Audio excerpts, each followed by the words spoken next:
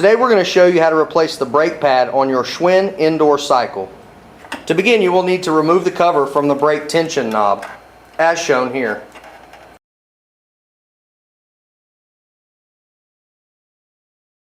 With one side released, you can see the rod carrier here that we are trying to remove from the holder in this spot. You will need to do that with both rods on both sides of the bike. Simply pull it up and remove it from the system.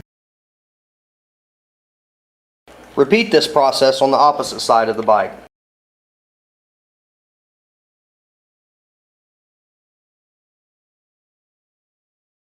Once the cover is removed, you can simply remove the hex head bolt that's holding the brake pad onto the assembly.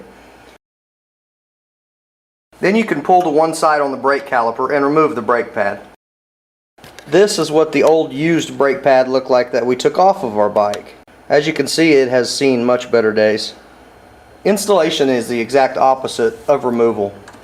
Simply pull the brake caliper to the side and slip the brake pad into place. Then start the bolt by hand.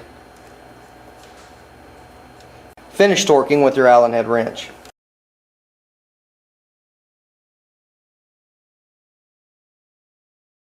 Then repeat the process on the other side.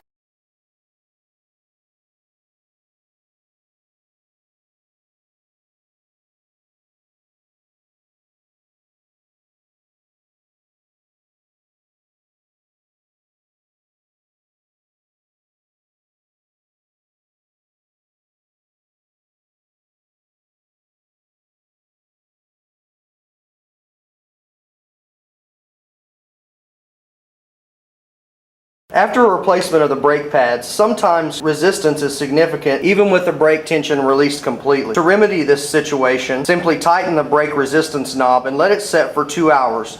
Then release the resistance, and this should compress the springs enough to give you more play. Sometimes you will need to center the brake pad assembly around the flywheel. To do so, take a flathead screwdriver and pop out the cover to expose the nut on the front of the frame, as shown here. Then, using a 10mm socket, loosen the nut so that you can make an adjustment to where the brake assembly is riding in the frame.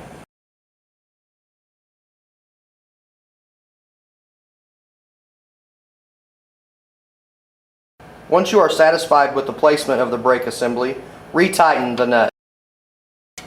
And don't forget to replace the plastic cap. This completes today's procedure.